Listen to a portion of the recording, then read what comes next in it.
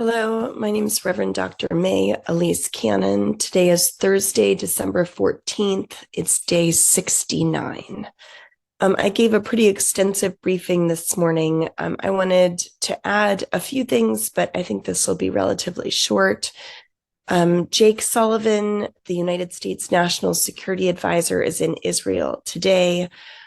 The United States has been pressing Israel to reopen the Kerem Shalom crossing, also known as the Kerem Abu Salem in Gaza, which would enable more than 300 aid trucks to be able to enter into Gaza, which still is woefully inadequate.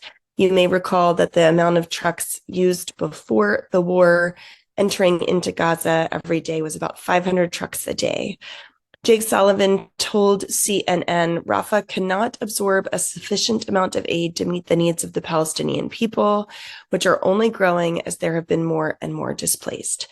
He added that there's also a need for the capacity that the Kerem Shalom provides on an emergency basis to get more food, water, medicine, and essentials to be distributed to Palestinian civilians. Sullivan arrived in Israel. He was expected to meet with Netanyahu and other senior Israeli officials today. I'll report on that more tomorrow. The reopening of the crossing is one of the key U.S. demands ahead of his visit, but as of this morning, it had not yet been reopened. Today, again Thursday, a senior Hamas official, Musa Abu Marzouk, suggested that Hamas could recognize Israel following the stance of the Palestinian Liberation Organization, the PLO, their official stance. This is according to Al Monitor. They reported that Marzouk justified the October 7th attack, saying that it achieved many goals for Gaza, prominence for the Palestinian cause, and denied as mere lies testimony and evidence of sexual violence committed by Hamas. We've talked about that in past updates, and of course, condemn all violence against civilians and the use of sexual violence as a tactic of war. Sexual violence at all must be condemned. 7 people were arrested across Europe today, Thursday, for planning terror attacks. This was related to Hamas. According to national law enforcement agencies, 3 suspects were arrested in Denmark for plotting to attack on behalf of Hamas, and 4 Hamas members were detained on suspicion of planning attacks on Jewish institutions in Europe, according to German prosecutors. 3 in Berlin and another in the Netherlands.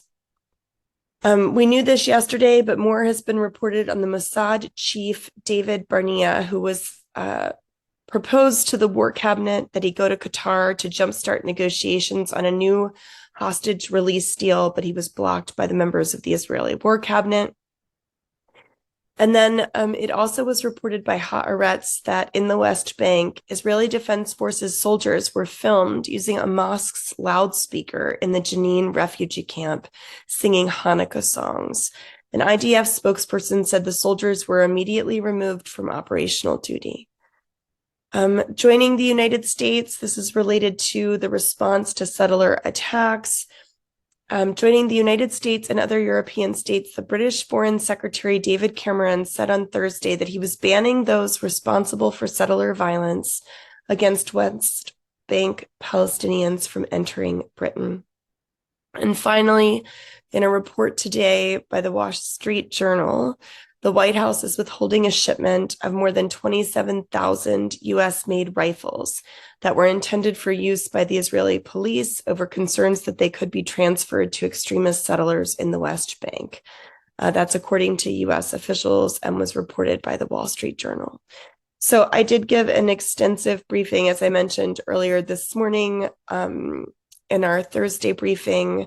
I'll do another video tomorrow, but given that it is day 69, we would encourage you to continue to pray. We're calling people to stand in the gap, give, act, and pray. And even when we don't see hope on the horizon, we know that faith is having hope in that which we do not see. And so while we have heard that the Israelis are saying they will not give in to international support, that they are going to continue with their campaign in South Gaza and with their war against Hamas, with the bombing of Gaza. And we did hear that the United States has said that there is a timeline on this war.